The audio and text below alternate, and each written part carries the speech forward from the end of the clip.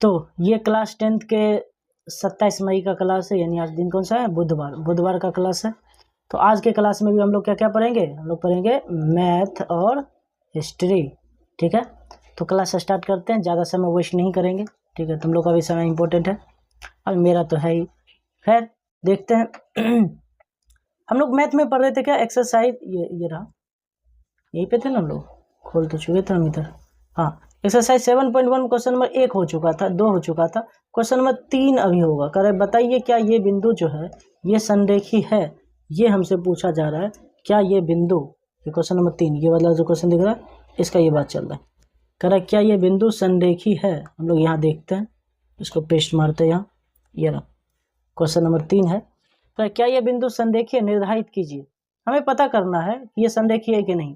देखो तो एक बिंदु यहाँ पे बना लेते हैं, ओके, एक बिंदु यहाँ पर और एक बिंदु यहाँ पर।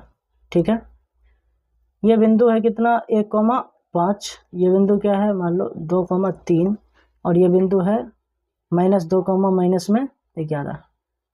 अरे ये क्या हो रहा है, हाँ, -2, ऐसा है। मान लो इस बिंदु का जो नाम है, इस बिंदु का नाम है ए, एंड ये बिंदु है बी, और ये बिंदु क्या है, सी है। ठीक है, ऐसा है। ठीक, अब पूछा क्या ये बिंदु संरेखी है कि नहीं है। हम कल ही बता दिए थे, अगर ये संरेखी होगा तो क्या होगा, संरेखी अगर होना है तो ऐसा होना चाहिए कि ए से बी तक की दूरी प्लस बी से सी तक की दूरी बराबर होगा किसके, ए से सी तक की दूरी। अगर ऐसा होता है, इसकी दूरी बराबर इसकी दूरी है, तो क्या होगा, संरेखी होगा, नहीं तो संरेखी नहीं होगा। यही ना हम बताए थे। चलो ट्राई कर लेते हैं। उसके लिए क्या करना पड़ेगा, हमें पहले ए से बी तक की दूरी निकाल लेंगे, फिर उसके बाद बी से सी तक की दूरी, ठीक है, फिर ए से सी तक की दूरी, 3 दूरी निकालेंगे तब। अब हम हर बार x1 x2 लिखते नहीं रहेंगे, इतना आप तुम लोग समझ ही जाएगा। पहले ए से बी तक की दूरी निकाल लेते हैं। देखो पहले ए से बी तक की दूरी निकालते, ए बी बराबर, ठीक है, ए बी बराबर पहले निकाल लेते हैं। ए बी दूरी निकालने के लिए सूत्र कौन सा अप्लाई करेंगे, √x2 - x1 का स्क्वायर प्लस में y2 माइनस में y1 का स्क्वायर। ठीक है, ऐसा है। चलो दूरी सूत्र अप्लाई करते हैं, तब ए बी का दूरी निकल जाएगा। ए से बी तक की दूरी का बात कर रहे हैं, ध्यान से देखना। ए से बी तक की दूरी के लिए, ए से बी तक की दूरी के लिए ये हो जाएगा x1, ये हो जाएगा y1, मतलब 1 हो जाएगा x1, 5 हो जाएगा y1, 2 हो जाएगा x2 और 3 हो जाएगा y2। ठीक है, तो इस हिसाब से ये x1 y1 x2 y2। तो चलो मान बिठाएंगे तो ये कैसे मान निकलेगा, तो रूट अंडर ये देखो x2 का मान कितना है 2 माइनस, ये ए बी के लिए देख रहे हैं, ए बी के लिए अभी इसको भूल जाओ, 2 11 को, ए से बी तक ही दूरी देख रहे हैं। x2 2 माइनस x1 कितना है 1, इसका स्क्वायर प्लस y2 कितना है 3 माइनस y1 का मान कितना है 5, इसका स्क्वायर। यहाँ से अगर हम लोग इसको सॉल्व करें तो कितना आंसर आ रहा है, यहाँ पे आ जाएगा 2 में से 1 जाएगा तो 1 का स्क्वायर प्लस ये कितना हो जाएगा 3 में से 5 जाएगा तो माइनस में 2 का स्क्वायर। ठीक, ये कितना हो जाएगा √1 का स्क्वायर 1 प्लस 2 का स्क्वायर 4, ये कितना आ रहा है √5। यानी हम लोग जब निकाले दूरी किसका, ए बी का, तो ए बी का दूरी कितना आया, ए बी का दूरी आया √5। अब बी सी का दूरी निकाल लेते हैं जल्दी से। ठीक है, बी सी का जो दूरी निकालेंगे इसके लिए भी तो यही ना फॉर्मूला होगा, बी सी के लिए भी यही फॉर्मूला लगेगा √x2 माइनस x1 का स्क्वायर प्लस y2 माइनस में y1 का स्क्वायर। बस फर्क क्या होगा, फर्क बस यहाँ पे ये होगा कि, एक मिनट, फर्क ये होगा कि अब अभी देख रहे किसको हम लोग, BC को देख रहे थे। ये 1 5 को भी फिलहाल भूल जाओ, B से C तक का दूरी निकालने, तो ये हो जाएगा हमारा x1 y1, ये हो जाएगा x2 y2, ये हो जाएगा 2 हो जाएगा x1 3 y1 माइनस 2 हो जाएगा y2 और सॉरी x2 और माइनस 11 हो जाएगा y2। तो ये दोनों हम देखेंगे, इसको भी भूल जाना, इसको नहीं देखो अभी फिलहाल तुम लोग। ठीक है, तो मान बिठाते हैं, तो रूट अंडर क्या हो जाएगा x2 का मान कितना है -2 माइनस x1 का मान 2, इसका स्क्वायर प्लस y2 का मान कितना है -11 माइनस y1 का मान कितना है 3, इसका स्क्वायर। तो यहाँ से करते हैं, ये कितना हो जाएगा √2 -2 कितना हो जाएगा माइनस में 4 का स्क्वायर प्लस यहाँ -11 में 3 कितना हो जाएगा माइनस में 14 का स्क्वायर। तो ये कितना हो जाएगा √4 का स्क्वायर कितना हो जाएगा 16 और 14 का स्क्वायर 196, दोनों को जोड़ देंगे कितना हो जाएगा देखो तो 16 और 96 212, 212 इतना ही ना जगह 212 √212 ये ए बी निकाल लिए बी सी निकाल लिए। अब एक और चीज़ निकालना है ना हमें, एक और चीज़ क्या निकालना है, 1 मिनट, हमें निकालना पड़ेगा किसका मान, ऊपर से निकाल लेते हैं यहाँ पर। हमें अब ए से सी तक का भी मान निकालना है, ए बी बी सी निकाल लिया, अब ए सी का भी मान निकालेंगे तब चेक करेंगे कि ए बी और बी सी ए सी के बराबर हो रहा है कि नहीं। अब हम लोग ए सी का मान निकाल लेते हैं, ए सी के लिए भी वही फॉर्मूला लगेगा, √x2 माइनस x1 का स्क्वायर प्लस में y2 माइनस में y1 का स्क्वायर। फार्मूला बिठाओ जल्दी से इस बार, लेकिन ए सी के लिए फार्मूला लगा रहे हैं तो हम लोग ए और सी को देखेंगे, बीच में 2 3 को नहीं देखेंगे, इसको नहीं देखना है तुमको, देखना 1 5 को और -2 -11 को। तो देखो x1 का मान ये, y1 का ये, x2 का y2 का मान बिठाओ, √x2 का मान कितना है -2 माइनस x1 का मान कितना है 1 इसका स्क्वायर प्लस में y2 का मान कितना है -11 माइनस y1 का मान कितना है 5, ठीक है, इसका स्क्वायर ऐसा, ये माइनस है, ठीक है ना ऐसे। ओके, तो √, बताओ -2 माइनस से कितना हो जाएगा, माइनस में 3 इसका स्क्वायर प्लस ये कितना हो जाएगा माइनस में 16 का स्क्वायर, -11 -5, -3 का स्क्वायर कितना हो जाएगा प्लस में 9, 16 का स्क्वायर 256, इन दोनों को जोड़ेंगे कितना आ जाएगा √265, इतना ही रहेगा 915, सही है।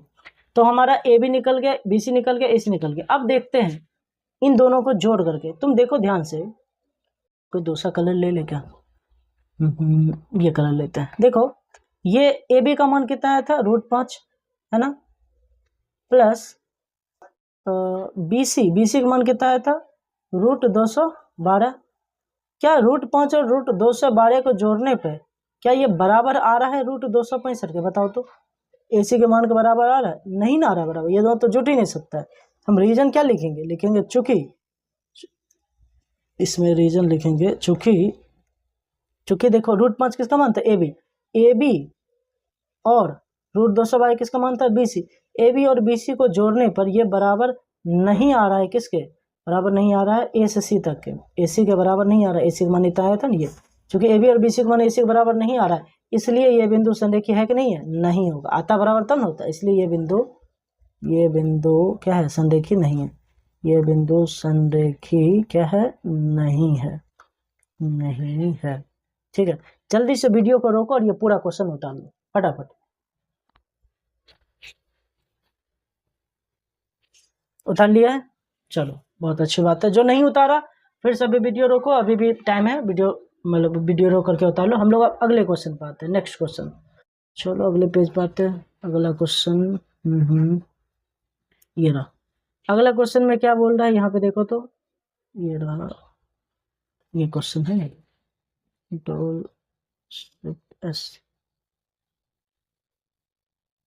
ये वाला क्वेश्चन है, इस पे आ जा रहे हैं।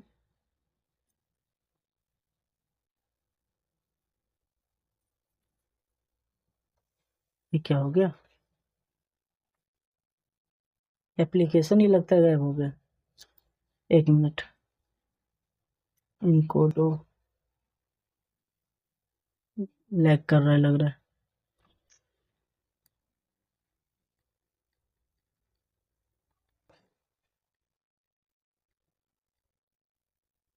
यहाँ तक तो हम लोग कर ही लिए, यहाँ से अब ठीक है। ये वाला क्वेश्चन हम लोग को करना था। पहले जांच कीजिए कि क्या 5, -2, 6, 4 और 7, -2 एक समद्विबाहु त्रिभुज के शीर्ष हैं। हम लोग को जांच करके दिखाना है, बस जांच ही करना है।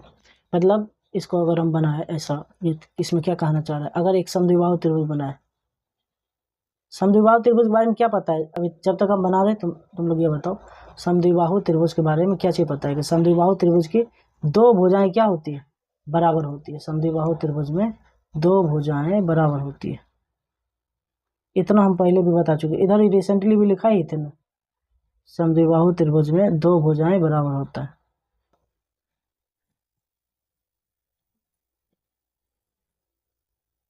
ओके ठीक है, तो कह रहा है बताइए क्या ये तीनों बिंदु समद्विबाहु त्रिभुज का शीर्ष है। एक शीर्ष ये हो गया, यहाँ पे देखो तो 5, -2, सबसे पहला यही है ना, दूसरा क्या है 6, 4 और तीसरा क्या है 7, ऐसा है। अरे बताइए ये तीनों बिंदु क्या किसी समद्विबाहु त्रिभुज का शीर्ष है? कैसे पता कर सकते हैं समद्विबाहु त्रिभुज का शीर्ष है कि नहीं? तो ये ए मान लेते, ये बी है और ये सी। तीनों भुजा का मान निकालते, ए बी का मान, ठीक है, बी सी का मान और ए सी का मान। मतलब ए बी बी सी ए सी, तीनों भुजा में से कोई भी दो भुजा अगर बराबर दिख गया ना, कोई भी दो भुजा बराबर अगर मिल गया तो समझ जाएंगे ये समद्विबाहु त्रिभुज का शीर्ष है। नहीं मिला, तीनों भुजा अलग अलग आया तो समद्विबाहु त्रिभुज का शीर्ष नहीं होगा। इसके लिए क्या करेंगे, ए बी का मान निकालेंगे, बी सी का मान निकालेंगे, ए सी का मान, तीनों भुजा का मान निकालना पड़ेगा। देख लेते हैं कितना, अभी 10 मिनट। हाँ ये क्वेश्चन हो जाएगा आराम से। तीनों भुजा का मान निकालते हैं, सबसे पहले ए बी का मान निकाल लेते हैं, फिर बी सी, फिर ये एक लाइन से सबका मान निकालते हैं। चलो सबसे पहले ए बी का मान निकाल लेते हैं। ए बी फार्मूला तो इसमें दूरी का ही लगेगा, ऑब्वियस बात, ये भुजा का मान निकाल रहे हैं, दो बिंदु दिया हुआ। ए बी का फार्मूला क्या हो जाएगा, √x2 माइनस x1 का स्क्वायर प्लस में y2 माइनस में y1 का स्क्वायर। जल्दी से बताओ, अब ये फार्मूला बिठा रहे हैं हम। इस फार्मूला पे बिठाते हैं मान। बताओ x2 की जगह, ये ए बी को देखो, ए से बी तक में, ये हुआ x1 y1 और ये हुआ x2 y2, ठीक है। ए बी को देख रहे हैं ना, अभी इसको छोड़ो, अभी 7 2 को छोड़ो, ए से बी तक के बारे में हमें देखना है। ये हुआ x1 y1, 5x1, ये y2, ये 6x2 और ये नहीं 5x1 था और ये y1 था -2, 6 था x2 और 4 था y2। इन दोनों में मान रखेंगे तो क्या हो जाएगा, x2 कितना हो जाएगा 6 और x1 5 था ना, तो 6। अच्छा ये भी बात है, कहेगा सर इसको हम क्यों मानेंगे x1 y1, इसको ही x2 y2, इसी को x1 y1 मान लेते हैं, इसी को x2, तो भी उतना ही आंसर आएगा। तुम सोच के देखो ना, 5 में से 6 जाएगा तो -1 बचेगा, इसका स्क्वायर भी उतना ही आएगा, 6 में से 5 जाएगा तो उसका भी स्क्वायर इतना आएगा। इन दोनों को जो भी कर लो तुम्हारा आंसर उतना ही आने वाला है, इसी वजह से कोई दिक्कत नहीं। इसको मान लेते हैं x1 y1 x2 y2, तो x2 है 6 माइनस x1 कितना है 5, इसका स्क्वायर प्लस y2 कितना है 4 माइनस y1 कितना -2, माइनस क्या हो जाएगा यहाँ प्लस, यहाँ भी माइनस है, देखो तो माइनस यहाँ क्या हो जाएगा प्लस। इसका ये मत सोचना कहाँ से ये प्लस आ गया, तो √6 में से 5 जाएगा कितना बचेगा -1, नहीं प्लस में 1, इसका स्क्वायर और 4 2 कितना हो जाएगा 6 का स्क्वायर, तो ये कितना हो जाएगा बताओ तो, 1 का स्क्वायर 1, 6 का स्क्वायर 36, आंसर कितना आ गया √37, √37 किसका मान है, ए बी का मान। चलो खाली अभी ए बी का ही मान निकाले, ऐसे करके हम लोग निकालेंगे ए सी का भी मान। जल्दी से ए सी का भी मान लिख लेते हैं। ए सी का मान पहले किसका मान निकाले, बी सी का मान निकाल लेते हैं, 1 मिनट।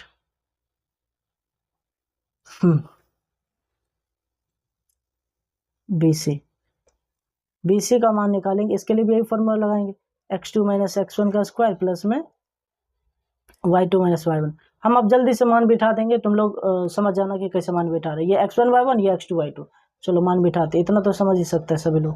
ब्लैक ही कलर कहाँ आ गया, ये रहा, हाँ x2 7 माइनस x1 6, इसका स्क्वायर प्लस ये देखो इन दोनों में भी देख रहे हैं, ऊपर वाला छोड़ दो, BC में यही देखेंगे, प्लस y2 है -2 माइनस y1 कितना है 4, इसका स्क्वायर, तो 7 में से 6 जाएगा तो 1 का स्क्वायर और ये कितना हो जाएगा -6 का स्क्वायर।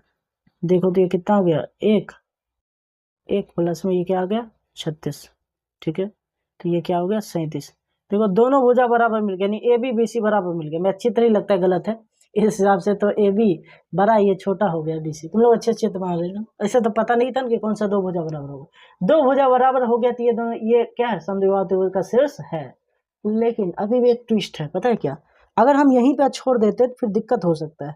क्यों, क्योंकि सोचो जरा, ए बी बराबर आया, बी सी बराबर आया, अगर ए सी भी बराबर आ गया तब तो ये समद्विबाहु त्रिभुज नहीं ना होगा, तब तो ये समबाहुन हो जाएगा।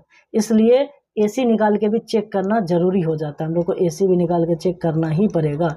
ए सी बराबर फॉर्मूला फिर उसमें भी यही लगाएंगे, x2 माइनस x1 का स्क्वायर प्लस में y2 माइनस y1 का स्क्वायर, ठीक है। इसमें भी हम लोग को चेक करना पड़ेगा, इसको भी हम लोग चेक कर लेते हैं जल्दी से फटाफट। √, बताओ x2 इसमें ए सी में इन दोनों को देखेंगे तो x2 हो गया हमारा 7 माइनस x1 हो गया 5, इसका स्क्वायर प्लस y2 का मान -2 माइनस y1 का मान है -2, यहाँ भी माइनस में क्या हो जाएगा +2, इसका स्क्वायर, तो 7 में से 5 जाएगा तो 2 का स्क्वायर और ये कितना हो जाएगा -2 + 2, ये तो 0 हो जाएगा, 0 का स्क्वायर, 0 का स्क्वायर का कोई वैल्यू नहीं, 2 का स्क्वायर क्या हो जाएगा 4 का रूट क्या हो जाता है 2, यानी ये तो 2 आ गए, ठीक है, ये तो अलग चीज़ हो गया पूरा का पूरा डिफरेंट। तो इसका मान √37, इसका मान भी √37, ठीक है, और उसका मान क्या आया, 2 आया हुआ है। इसका सीधा सा मतलब क्या हुआ, इसका सीधा मतलब ये हुआ कि ये समबाहु त्रिभुज तो नहीं है, समबाहु त्रिभुज नहीं है, 2 भुजा बराबर है, इसलिए समबाहु त्रिभुज समद्विबाहु त्रिभुज है। यही क्वेश्चन पूछा था, बताइए क्या ये समद्विबाहु त्रिभुज का शीर्ष है, लिखेंगे चूंकि इसमें हमने देखा इस भुजा का भी मान कितना आया, √37, इस भुजा का BC भुजा का मान निकाले थे, इसका भी मान कितना आया था, √37, 2 भुजा बराबर हो गया, चूंकि इसमें AB और BC क्या है, बराबर है, इसलिए ये समबाहु त्रिभुज के शीर्ष हैं। समबाहु, अरे ये तो गलती हो जाता है ना, समद्विबाहु लिखते ना, समद्विबाहु, इसलिए ये समद्विबाहु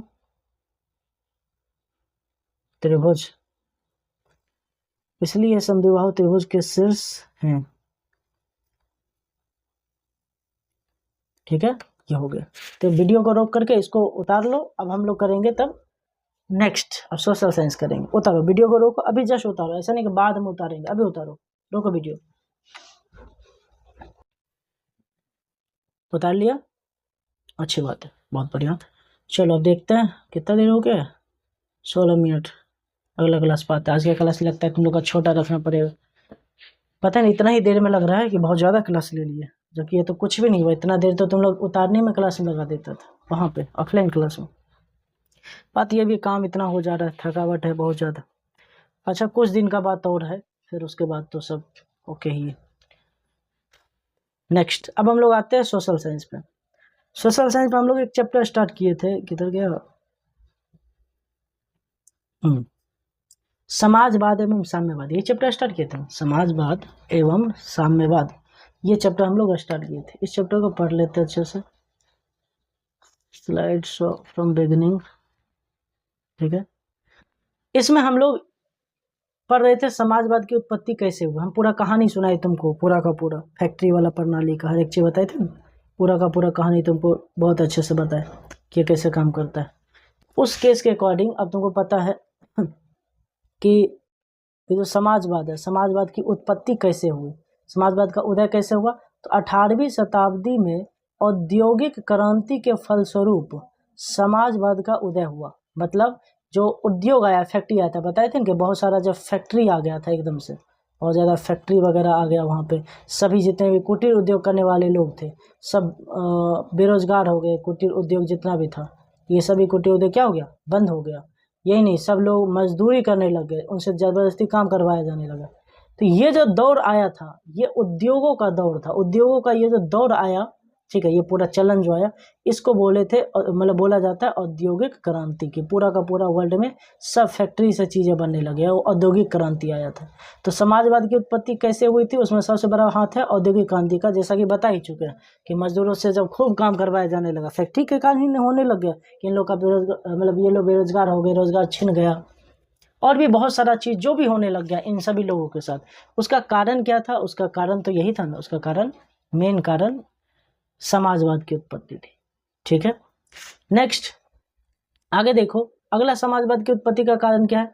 समाजवाद की उत्पत्ति का मेन औद्योगिक क्रांति है ही, और बताया जा रहा है इसमें औद्योगिक क्रांति के कारण पूंजीपति वर्ग तथा श्रमिक वर्ग में समाज का विभाजन हो गया था। इस वजह से भी समाजवाद की उत्पत्ति हुई थी। औद्योगिक क्रांति के कारण क्या हुआ, पूंजीपति तथा श्रमिक वर्ग में समाज का विभाजन हो गया। इस घटना का मतलब क्या हुआ, इसका मतलब यह हुआ कि समाज 2 खेमों में बट गया। पूरा पूरा जो सोसाइटी था, फैक्ट्री का आने के बाद समाज में 2 खेमा में बट गया। एक लोग वो जो खूब ज़्यादा क्या थे, पूंजीपति थे, जिनके पास फैक्ट्री था बड़ा बड़ा, और एक ये लोग जो लोग फैक्ट्री में काम करते थे, मजदूर वर्ग। 2 भागों में बट गया, क्योंकि उसके अलावा और कोई भाग ही नहीं रहा। एक और भाग था किसान, उसका तो स्थिति दयनीय था, उसका तो बात ही हटाओ। तो एक पूंजीपति लोग जिनके पास खूब पैसा था, और एक फैक्ट्री में काम करने वाले मजदूर, 2 भागों में समाज का बंटवारा हो गया। कब, जब जब औद्योगिक क्रांति आया, और इस वजह से भी समाजवाद की भावना का उत्पत्ति हुआ, क्योंकि पूरा का पूरा मजदूर और पूंजीपति वर्ग में समाज का विभाजन हो गया था। नेक्स्ट अब हम देखते हैं यूटोपियन समाजवाद। यूटोपियन समाजवादी क्या हो गया, कल देखो, कल के क्लास में हम सेंट साइमन का जिक्र किए थे।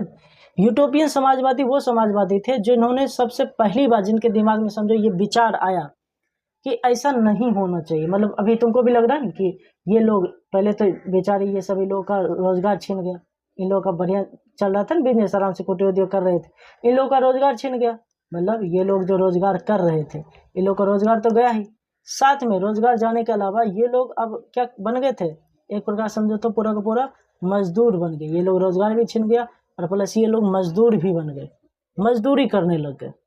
ठीक है, रोजगार छीना, मजदूर बन गए, काम भी खूब करवाया जाता था इनसे, काम बहुत ज़्यादा करवाया जाता था, छुट्टी नहीं दिया जाता था। तो ये सब देख के किसको नहीं आएगा, एक प्रकार समझो ये भावना। तो जिन लोगों में, जिन बुद्धिजीवी लोगों में सबसे पहले ये सब विचार पनपा कि नहीं ऐसा नहीं होना चाहिए, काश ऐसा रहता कि ये जितने भी बड़े बड़े उद्योग थे ना ये सब रहता सरकार के हाथ में, राष्ट्र के हाथ में, तो शायद इन लोग पे इतना अत्याचार नहीं होता। जिन्होंने पहली बार ये सब सोचा था वही सब व्यक्ति क्या थे, यूटोपियन समाजवादी थे। ठीक है, इरेज कर लेते हैं पहले, अगर इरेज का ऑप्शन आए तो नहीं, इरेजर का ऑप्शन नहीं आ रहा है क्यों,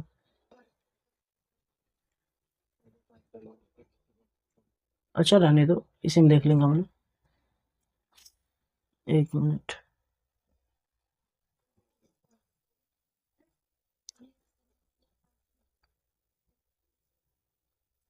ये मिट क्यों नहीं रहा, रुक जाओ, अब मिटेगा, कैसे नहीं मिटेगा। अब ठीक है, देखो तो यहाँ पे इंक कलर ले लेते हैं, फिल टिप, नेक्स्ट।